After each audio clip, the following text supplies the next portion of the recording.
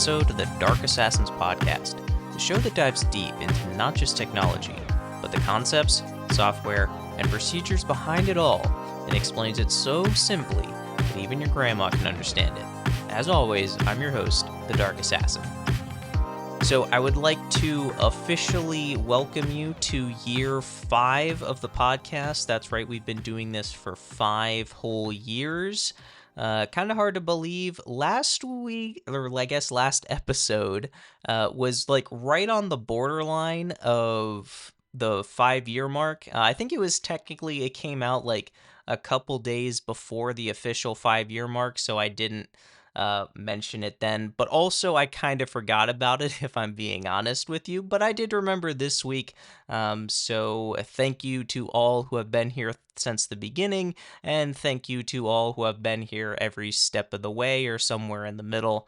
I appreciate you being here and tuning in. So the cat is out of the bag at this point. If you saw the title of this episode, I am a little bit late to the party on this one, but Apple has officially announced their new CEO that will succeed Tim Cook starting at the beginning of September of this year. And as I'm sure you're well aware, unless you've been living under a rock somewhere, it is not our beloved Air Force One, aka Craig Federighi. But I am going to make the argument to you today that is actually a good thing for us Air Force One official fan club members, because while it may just be me huffing copium, it might actually be a legitimate argument, or maybe it's somewhere in between. I will let you be the judge of that, and you can let me know either in the comments section down below on YouTube if you're watching there, or if you're on podcast, shoot me an email after the show at contact@darkassassins.com. The link for that is also in the show notes. I'd be interested to hear everyone's takes on if I'm actually making a legitimate point, or if I'm just huffing copium to make myself feel better that Craig Federighi did not get the CEO job. But we also have a very sizable nerdy things segment this week, so you'll definitely also want to stick around for that. But before we get too far, let's start off with our trivia question for the week. So this week's trivia question is: there are several continuous integration, continuous delivery, or CI/CD platforms out there, but one of the most common ones in the open source world is GitHub Actions. But when did GitHub introduce GitHub Actions?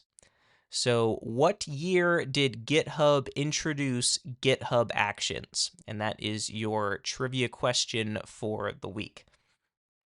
Now, before we get into the cybersecurity tip for the week, I wanted to give an honorable mention cybersecurity tip, because this one happened probably about 2 weeks ago or so, as of the recording and publishing of this podcast episode.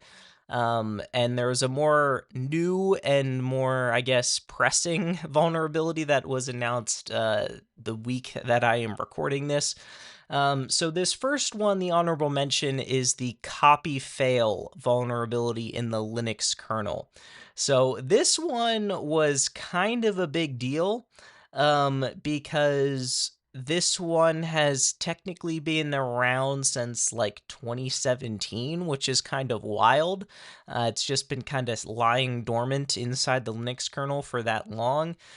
It wasn't put there maliciously. It was just kind of an accident, and someone managed to find a exploit for it, a proof of concept that is 100% foolproof. It's not anymore if you have a patched system, of course, but on all vulnerable systems, it's kind of scary in the fact that you can literally just run a single script and you have root access to the system. Now, the caveat here, of course, is that you have to already have local access to the system in order to use this exploit. So it's not like you can just go around pwning every single Linux system in the world right now. You would first have to manage to get access to the system through some other exploit, but then you could theoretically chain a couple of attacks together in order to pull this off and then get root access on the system and then do whatever you wanted to. But the bad news for the hackers out there is that this vulnerability has already been patched. The Those that found the vulnerability did the right thing and disclosed it to the Linux kernel folks to allow them to actually patch it and get a patch out before they even announced the vulnerability. So, and it's been the patch has been out now for just over a month or so. It's been out for about a month. I guess it depends on your Linux distribution. But if you've updated within the past like 2 or 3 weeks, it's very likely that you already have this patch. But it's always good just to double check and make sure, and just update your system anyway. But yeah, so this exploit is kind of wild, but the thing that was pretty disgusting about it is it's a Python script. It's a very short Python script, but that's also very deceptive because it has one of Python's infamous one-liners, which is some of the most disgusting, unreadable code that you will ever read. I looked at it and you just kind of have to keep scrolling sideways to actually see the entire line of code. It was really bad. I'm not sure if they could have split it up into multiple lines to make it more readable. I'm not sure if it was intentional to make it as unreadable as possible. But that was just kind of one thing I noticed. Now, by the time I actually kind of got around to testing this out on some of my systems, all of my systems had already had the patch installed, so it didn't work.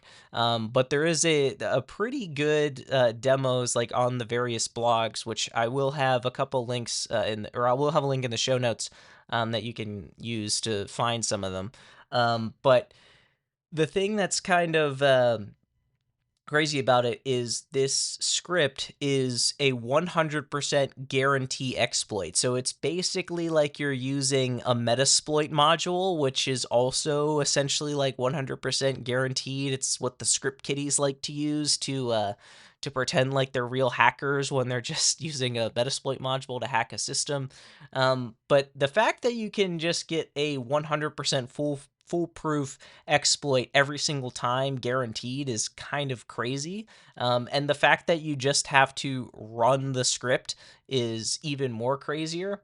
And the thing that the Python script does is it exploits the vulnerable kernel crypto API that was where the exploit was. It had some kind of like a race condition in it where if you were like trying to write to like privileged memory space, you could cause a race condition which would allow you to get root access and pop the shell, which is essentially what this script did. So whenever you would run the script, it would pop the shell for you every single time, of course, if you had a vulnerable system.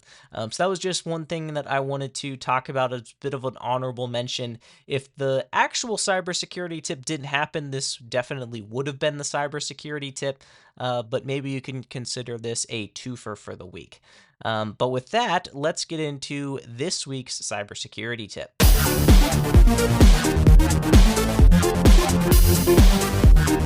So this week's cybersecurity tip is to not manage websites through publicly exposed CMS or content management systems, or better yet, manage all of your website infrastructure through code instead.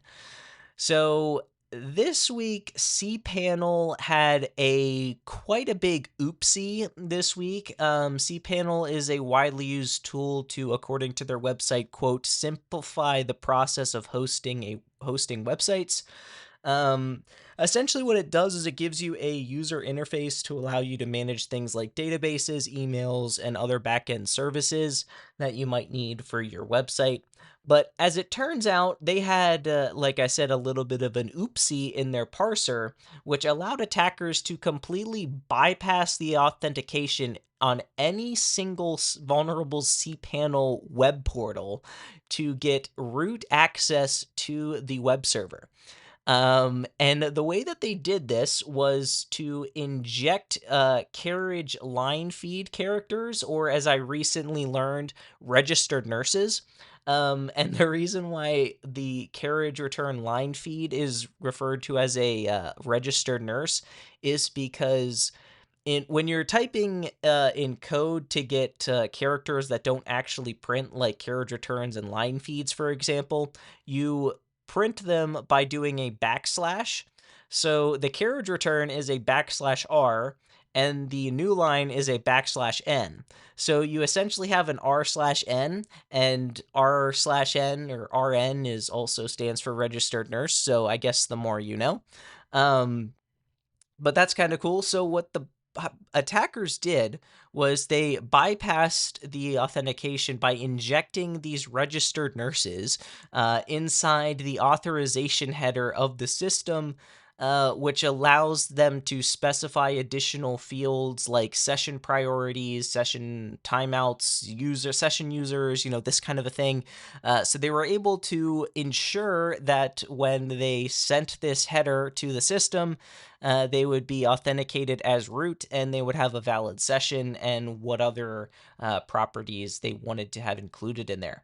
Now, when the folks that wrote cPanel, they did account for some haphazard, potentially malicious things like this. Like they had a specific check for new line characters, but the carriage return line feed kind of bypassed that somehow. Not exactly sure how their parser worked under the hood, but somehow if you just throw in that carriage return before the new line, you somehow get past it. But I will say this is a kind of a golden example of the difference between whitelisting and blacklisting. In other words, having a blanket allow with exceptions, which is basically what cPanel was doing here.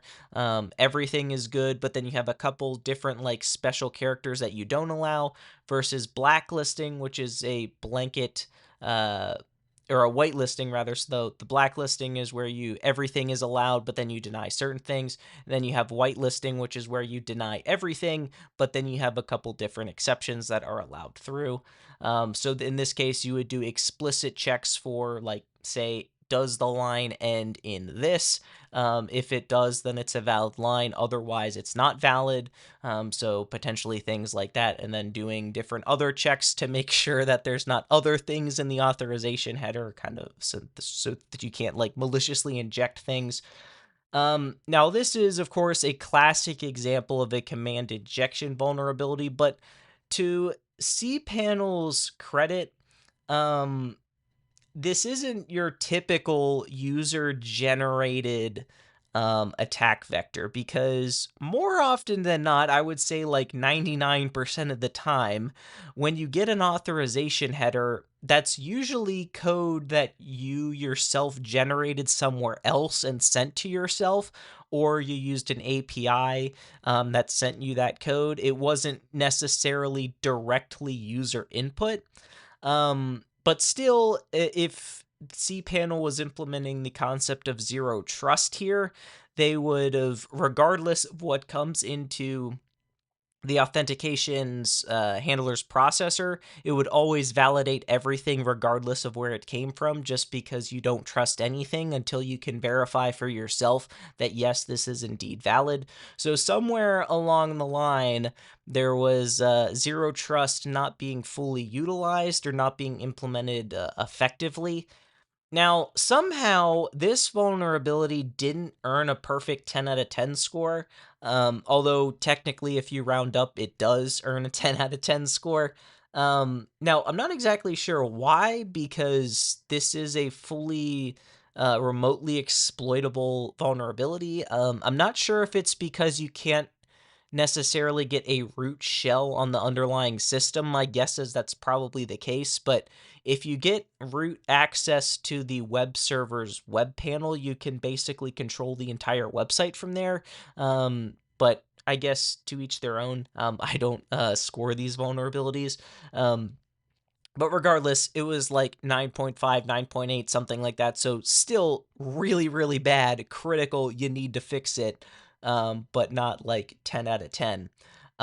So according to NIST's known exploited vulnerabilities catalog, this vulnerability is actively being exploited, which also, side note, the honorable mention, we talked about the copy fail vulnerability. That's also been found in NIST's known exploited vulnerabilities catalog, except the catch to that is nobody was exploiting this before it was actually disclosed. And at which point the patch was basically already out. So uh, the threat actors were basically just trying to capitalize on folks that were being lazy and hadn't updated yet. But back to the cPanel vulnerability. So hackers are now exploiting this authentication bypass and encrypting files and adding a .sorry extension, which is kind of funny, if you ask me. Like the threat actors are apologizing for pwning you, I guess. They're hoping that you don't feel too bad for them for encrypting your all of your data. You feel sorry for them, I guess. Personally, I don't think that's gonna work very well. But I mean, I guess at least they tried. um, Now there is an update already out for cPanel, so if you are running cPanel, definitely be sure to update to that. A couple other ways that you can fix this: don't use cPanel. That's a pretty easy one. Um, Another potential fix that you could do is don't have your cPanel publicly exposed to the internet. Now, depending on where you have your cPanel hosted, this potentially could be a little bit harder.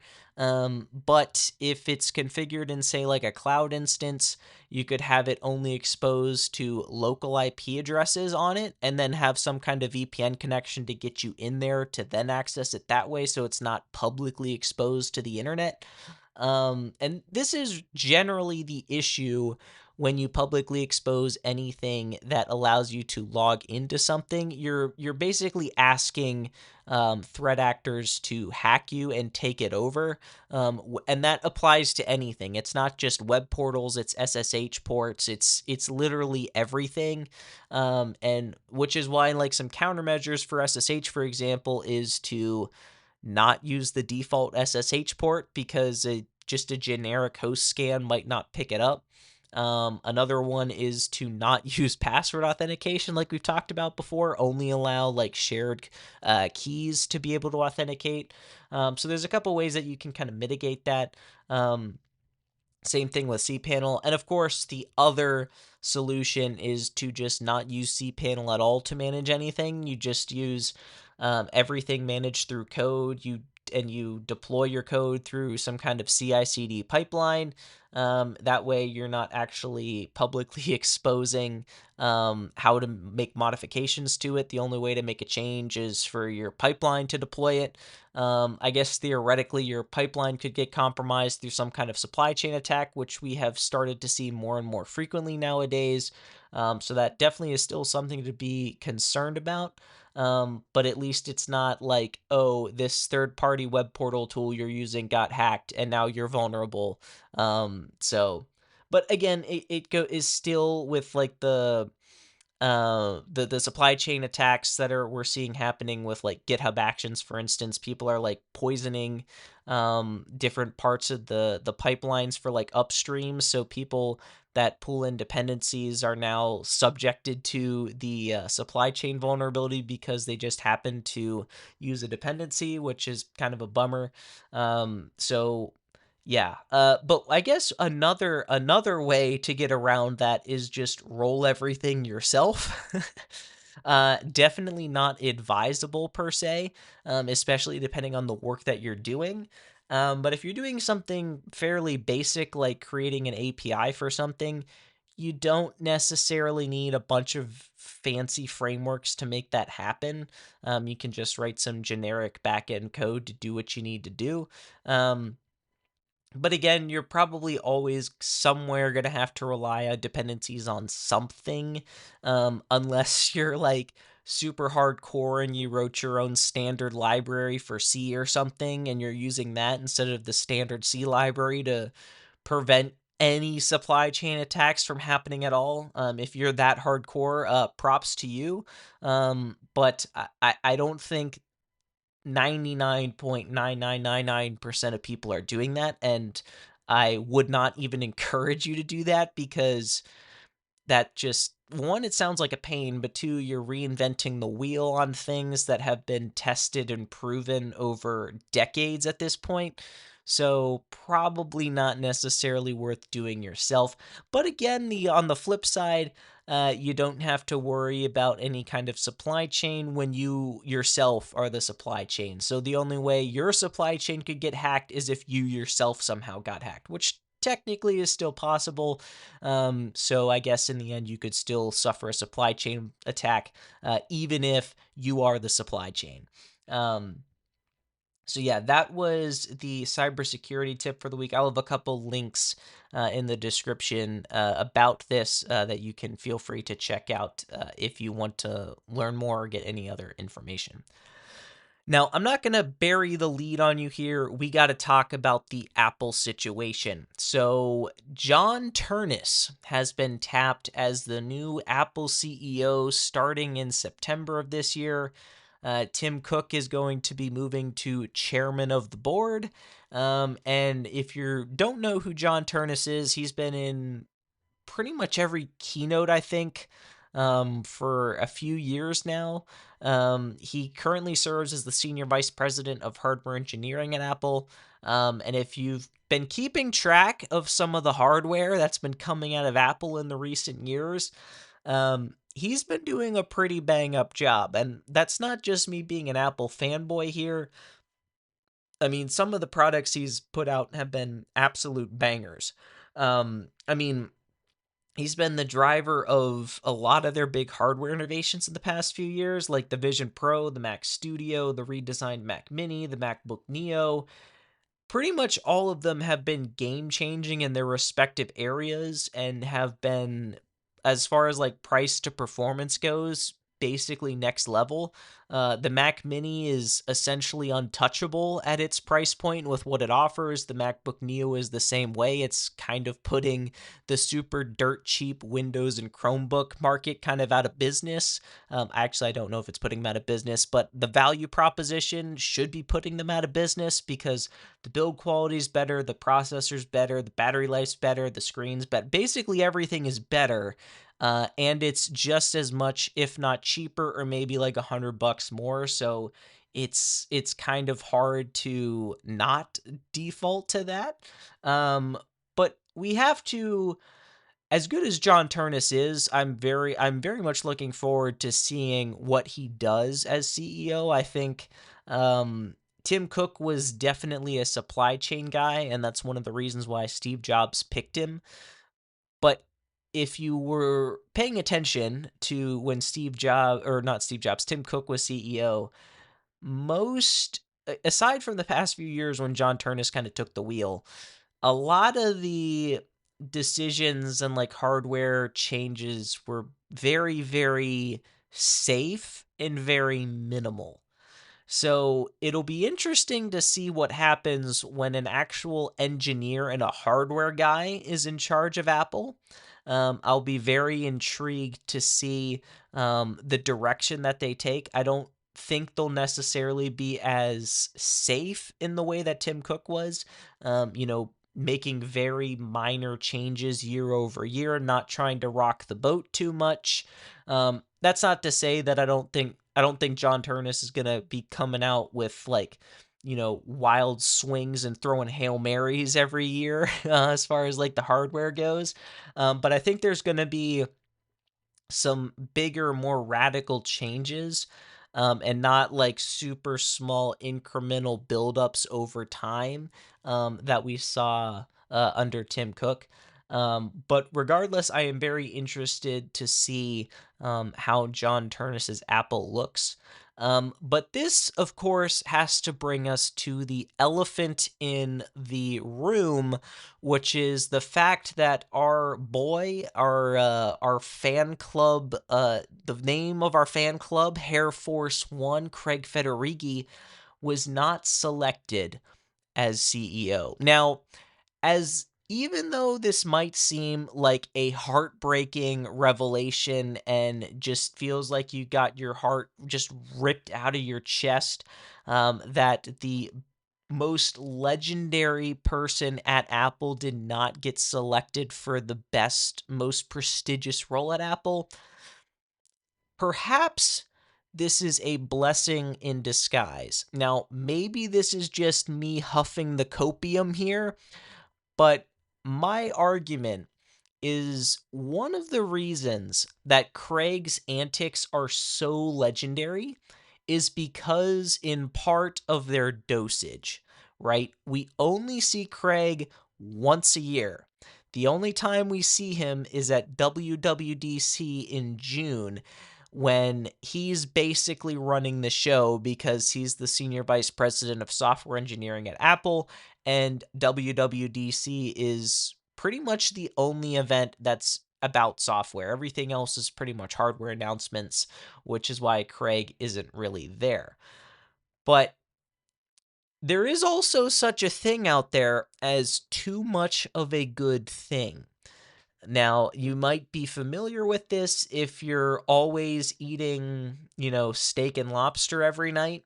The allure and the prestige of eating it every night kind of wears off, and you'll probably get tired of it.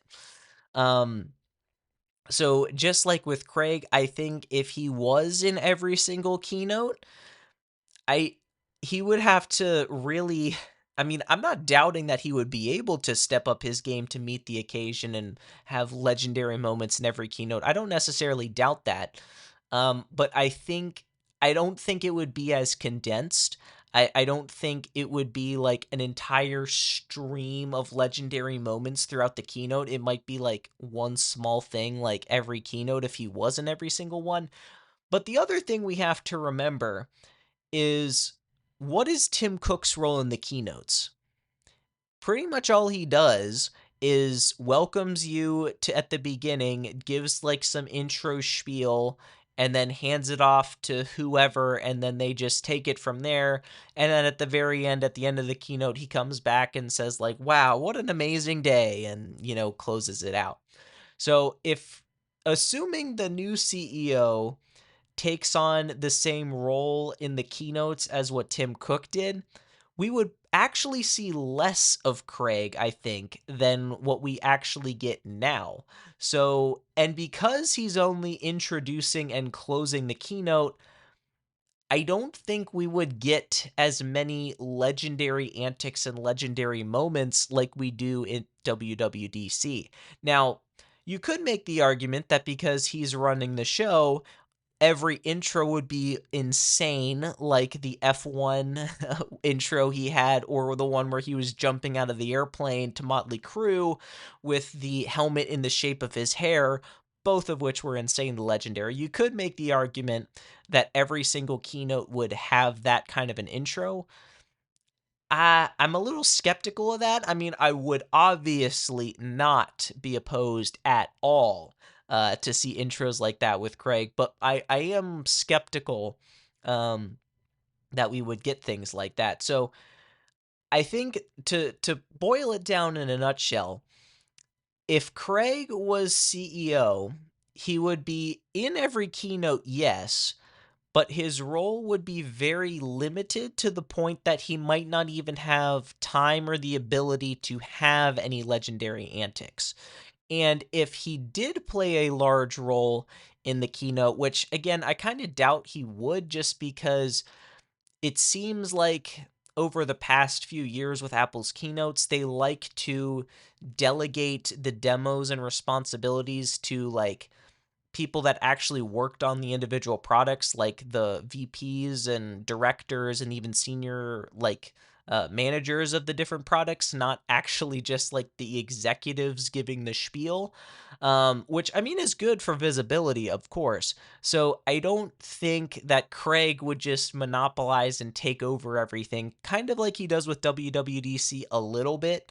So I think we would get less of him, which means less time for antics, which means less antics, and the legendariness of Craig Federighi would potentially diminish. And we wouldn't have that one time of the year that we get to look forward to, right? Like, of course, we look forward to WWDC to see what new software comes out. But let's be honest, we're also looking forward to WWDC to see what legendary antics Craig is going to bless us with. So if we don't have that to look forward to, I think it would kind of detract a little bit from the overall mystique and legendariness of Craig. So the argument here is that yes, Craig not becoming CEO is in fact a bummer, but as far as the content and legendary status of Craig Federighi, this is actually a good thing because we will continue to get more legendary antics and more legendary things out of Craig Federighi at each subsequent WWDC. So, interested to hear your thoughts. Am I just fully huffing the copium right now? Am I actually making some legitimate points, or am I somewhere in between? Let me know your thoughts. If you're on YouTube, leave a comment, or you can shoot me an email at contact@darkassassinsinc.com. Link for that in the show notes below. Now, with that, let's get into what nerdy stuff have I been up to this week?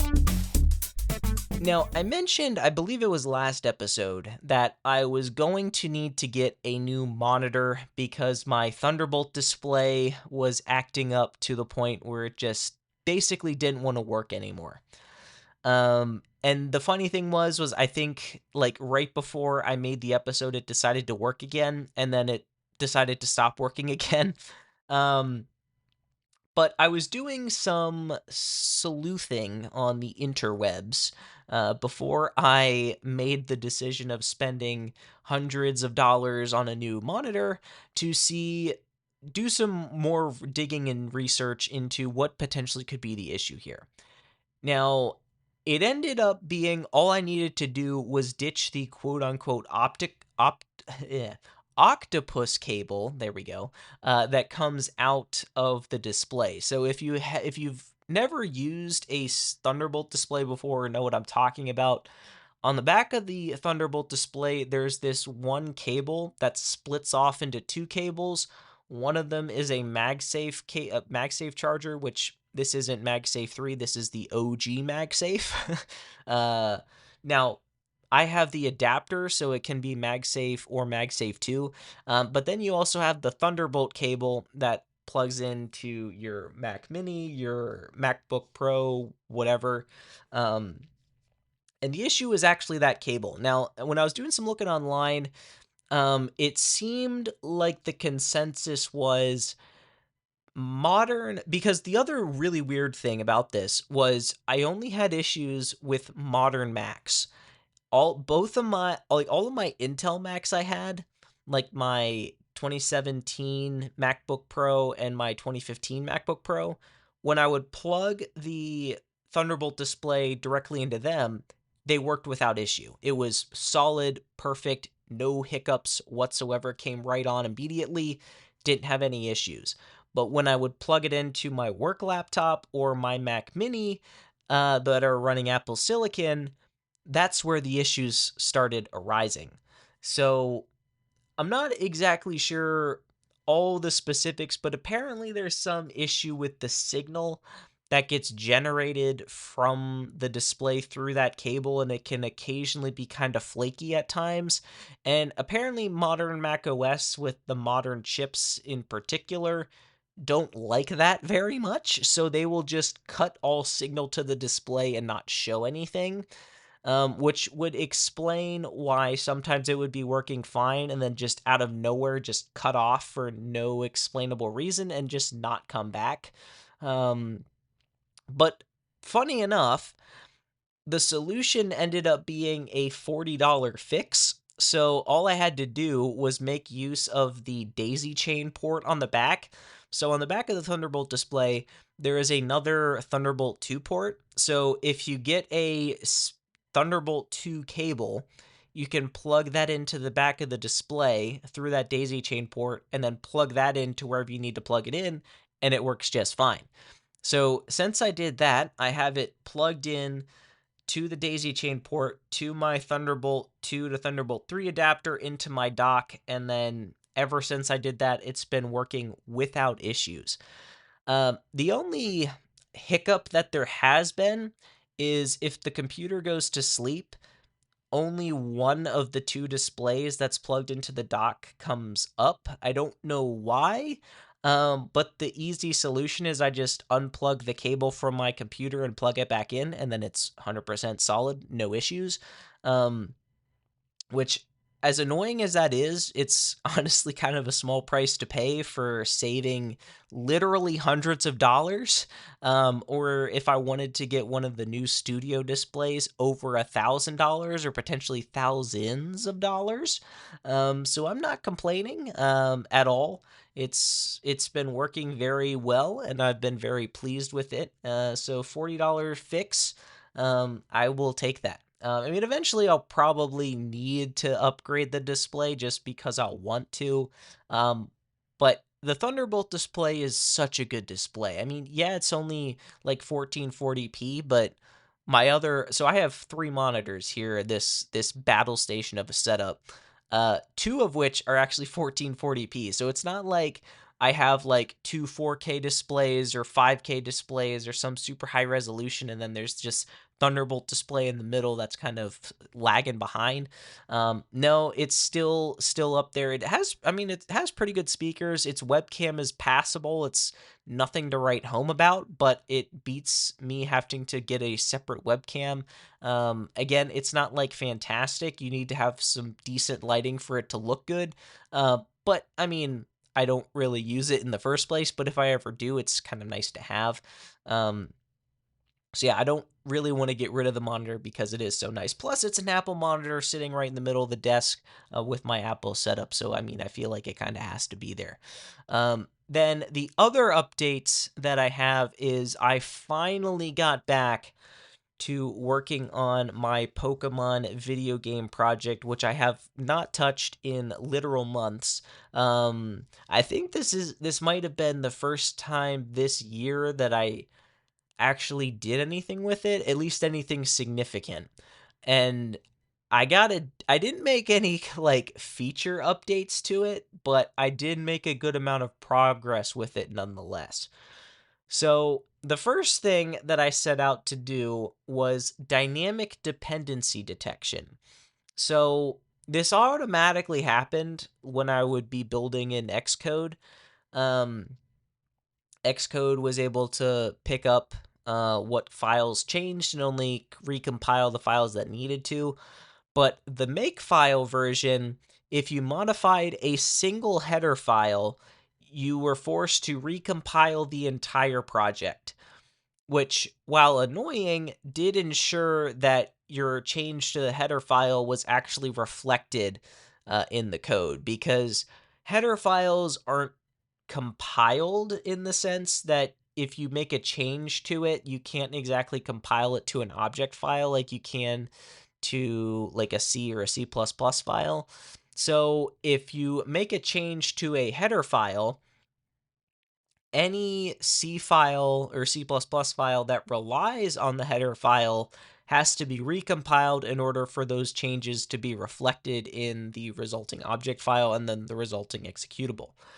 So it was really nice to get this working, because while unlike my M4 Pro Mac Mini or even my M4 MacBook Air, compiling the whole project literally takes like maybe a second or two. It's not a big deal. The fact that I don't have to recompile the whole thing is very nice for a couple reasons. One, as the project continues to grow and more files get added, it means it will be less work when having to recompile things for a header change. And also, when I'm doing like development work on different dev environments that aren't as powerful, it will save a lot of time in not having to recompile the entire project every single time. I'll only have to compile like directly the files that are affected, which will significantly speed up the compile times, because maybe rather than having to recompile the entire project, I'm only having to recompile like 5 different files, which will obviously be a lot quicker. The next thing I added was C support.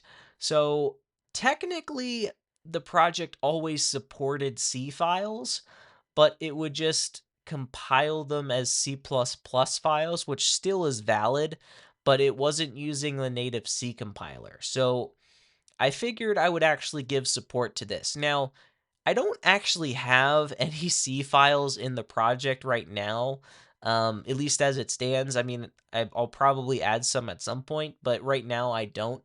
But if slash when I ever decide to um, add C files, they'll actually compile with the C compiler. I selected GCC for that. Now, obviously, when they get compiled into the larger project, they're going to use the C++ compiler because you obviously can't use the C compiler for C++ files. It doesn't work that way.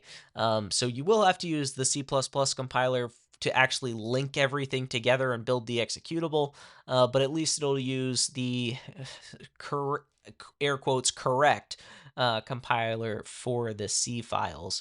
Now, I'm glad I did this though because I did encounter a couple different issues with this. When I was trying to dynamically discover all the source files, I was having all kinds of issues with like it detecting too many things and spilling over and not registering things. Make is horrible for debugging. Let me tell you. I spent basically an entire weekend just debugging make file. It is not fun. It is a pain in the butt. But I will say once you actually get a very complex makefile working, it is insanely rewarding. Um, Even though it's a pain in the butt along the way.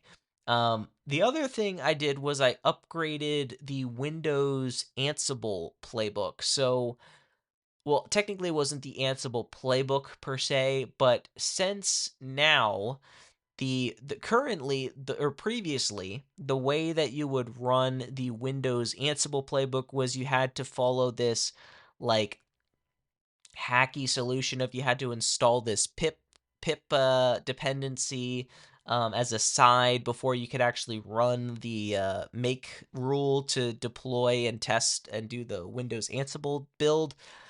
But no more because I remembered and realized that I already set up a Python virtual environment as part of the initialization process for other things that the project has to do, like pulling down the updated Raylib dependencies or any future dependencies that I'll pull in, generating like the Xcode projects and a couple of other things that I use Python for. So I figured I already have this here, so I'll just include the requisite Python package to allow you to do Ansible for Windows inside the virtual environment. And then when you're running the make rule for the Ansible playbook for Windows, it just activates the Python environment and then uses the packages in there, which already has all the packages required for the Windows Ansible playbook to run the playbook. And it is beautiful. Don't have to worry about installing random unnecessary dependencies. Everything is just included. Very, very nice. Super quality of life improvement there. Um, the next thing I did was adding tests to Ansible. So not in the sense of like making unit tests for the Ansible, but actually having Ansible test the code before it packages it. So the point of the Ansible playbooks was to allow you to, write all your code on your local system, but then you could deploy it to wherever you wanted, some Ansible host in the operating system you wanted to build for, whether that's Linux, Mac OS, or Windows. You would deploy it there. It would build and package your the source files for you, so you'd have your packaged executable that you would then like distribute, and then it would send it back to your local machine. So then you could uh, go about your business. I mean, the goal was I could, do this deploy, get executables for all the different platforms and architectures, and then pull them all locally to my system, and I could upload them somewhere for people to download. That was kind of the idea and the goal behind it. But the issue with that is on more than one occasion, uh, everything would build fine. It would build and package correctly, but if you actually tried to run the executable, it wouldn't work or have issues. So instead, what I opted to do was actually include the automated unit tests as part of the Ansible playbooks. So now when you run the Ansible playbooks, it first builds the automated unit test version, runs the tests, verifies everything passes, and only then does it proceed to build the full packaged version and then send it back to you. So if the unit tests fail for whatever reason, it will fail and error the playbook and you won't get your executable back. So it'll tell you that, oh, yeah, this executable actually doesn't work for this platform. You need to fix something. Because there have been times, for instance, like I said, where, like, for instance, building for Linux, sometimes when I'm building on the Mac OS just happens to includes that I didn't necessarily define, and then when I go to try to build it on Linux, it's like, nope, you're missing an include buddy. Which technically that would have been fixed beforehand, but like for instance, Windows in particular, I remember cases where it would build, but then when I actually tried to run it on Windows, it would have other issues. So this kind of is a goal to fix that. So that was a big update. And this next one was something I didn't plan to do, but just happened across it because the weekend that I sat down to make these updates, I decided just to check to see what version of Raylib was on now. And sure enough, they had an update 6.0, and when I found it, it had literally just updated, I think, 2 days ago. So I was pretty on top of this update, let me tell you. But like most software version dependency version updates, it was not smooth at all. Granted, it wasn't rocky either, but it wasn't smooth either. Now, as far as actual code changes, I didn't really have to make many. I think there was just like a one line change I had to make to something that I had to do as kind of a hacky solution that was then removed in Raylib 6.0. It was like this external bool variable that I had to define, like, is GPU ready or something like that. I don't know why that was a thing, but I looked at the GitHub issue for it, and the creator was like, yeah, this is actually kind of dumb. I'm going to remove it. So that's not there anymore. So I just had to remove that line because the compiler was complaining that it was like a double defined thing, or was, I forget the exact issue, but all I had to do was remove it and that fixed the issue. But the reason why it was kind of a bit of a pain was so it came out with this new um build that you can do called platform memory, which was actually pretty nice because before platform memory, I had to build everything as platform desktop and had to do some very hacky workarounds to get like the unit tests to work in my CI/CD environment, for instance, like my pipeline. Had to do some very hacky things for that in my Linux development environment and even on my Windows virtual environment. I had to do some pretty hacky things to get things to work there because they didn't obviously have a actual graphics accelerators with like the OpenGL drivers and all that stuff. So you had to do like some pretty hacky workarounds to get it to actually work as intended. Um, but this led me down a rabbit hole for hours because once I finally thought I had everything, which, mind you, this was actually kind of a godsend because it makes me not have to employ all these very hacky solutions in order for you to test things and build on like headless Linux environments and Windows environments, for instance. But it was a pain to get working in the pipeline because it was working locally. It was working on my Linux development environment, but when I would run it through the pipeline, it would not work. And it was complaining about it couldn't find like library stuff at link time. And I was like, what the heck is going on? It literally worked on a different environment. So then I decided, okay, I will create a fresh environment and try and build it again. And it worked, but it didn't work in the pipeline. And then eventually I got it to actually replicate the pipeline's behavior and give the dependency issues. I don't remember all the steps that I did to trigger that. But the annoying thing was every forum and every like article online about the issue was like, oh yeah, you just have to include libx11 and you'll be good. So I included libx11 and it still didn't work. And I kept banging my head against the wall and I was like, why isn't this working?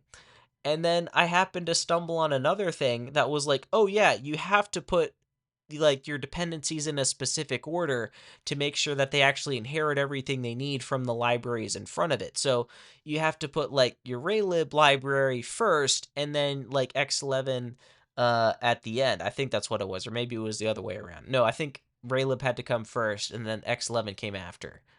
It was really weird. It was really dumb. I was like, there's no way that's a thing. That's so stupid. That's not going to work. Guess what? It worked.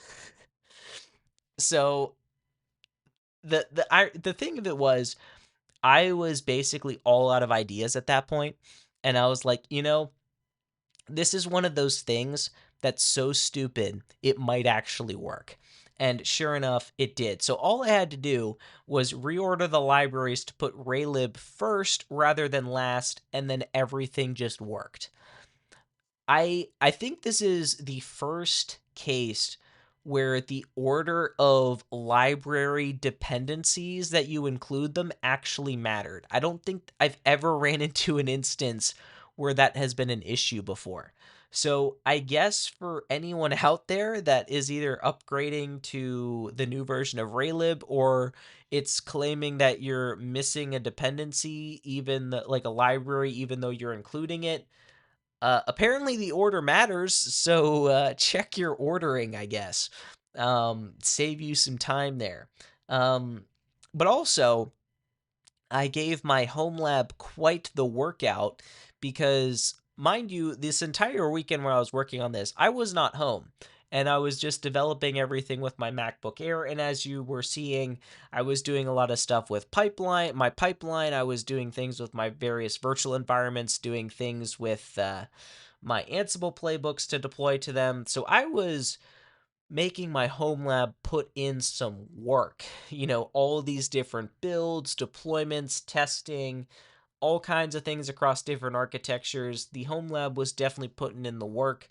Messing around with my Linux dev environment to try to dial in dependencies and libraries for troubleshooting, the CI/CD pipeline deployments, and building, validating, security testing, all that stuff.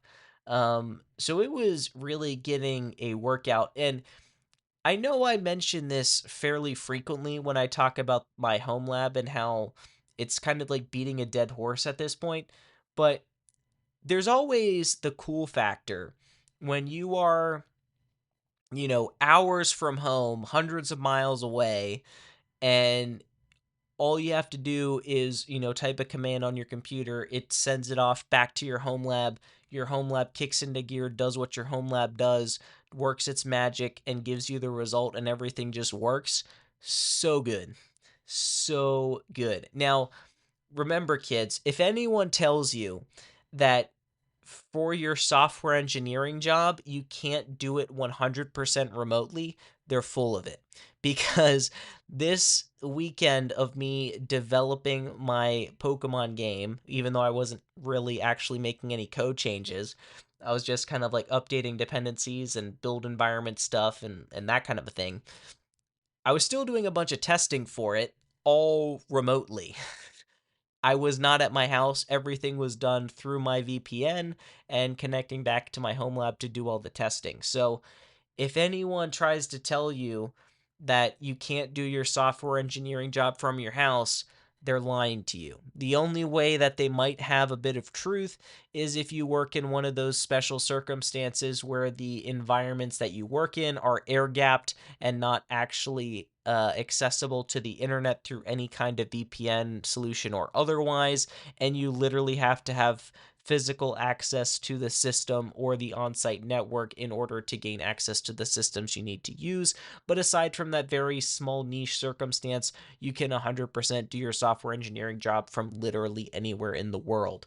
Um, So yeah, but despite all of that remote work and all that testing stuff I was doing with my home lab, all of the initial testing to make sure the makefile worked and all that good stuff, making sure the Raylib update worked. All of that was done locally on my MacBook Air, which has the M4 chip in it. And let me tell you, it does a pretty good job at compiling code, I will say.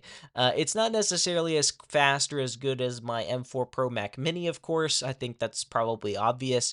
But it's still really, really capable. And also, the battery life on it was really good. Like, I was working at this pretty much nonstop, like all Saturday and like Friday night into Saturday. And battery life was not an issue. Like I went Friday for a few hours and then all day Saturday and really didn't have any issues with the battery. I mean, I plugged it in like at the end of Saturday just because I think at that point it might have been like 30% or 40% or something like that. And I was like, yeah, I'll give it a charge. But it lasted a really long time. And mind you, that was doing like frequent code compiles and, all this network traffic to, talk back to my home lab and all this stuff. So it's not like it was just sitting there, playing a local video file, right? It was actually doing real work. So, I'm definitely a big fan of the modern MacBook Airs with Apple Silicon. They definitely can put in the work. Um, so yeah, but yeah, that's pretty much gonna do it for this episode. But before we go, we have to get back to our trivia question for the week. So, this week's trivia question is: there are several continuous integration, continuous delivery, or CI/CD platforms available out there, but one of the more common ones in the open source world is GitHub Actions. But when did GitHub introduce GitHub Actions? So, what year did GitHub introduce GitHub Actions? If you said 2018, congratulations, you got this week's trivia question correct. And if you enjoyed this episode, definitely leave it a rating and review and subscribe if you haven't done so already. And also share it with their friend or family member.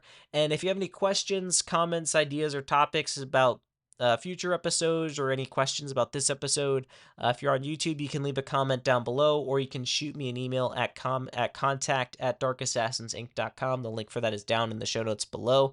And also, again, I know I've plugged this twice already, but I'd be interested to hear if you think I'm huffing copium. I actually make some legit points, or maybe there's somewhere in between. With Craig Federighi not becoming the new CEO of Apple is actually a good thing for us who are in his official fan club, unofficial fan club. But that's going to do it for me in this episode of the Dark Assassins podcast. Until next time, my fellow assassins, remember, bool nothing equals true. If action not equal to null, return true. I'll see you next time on the Dark Assassins podcast.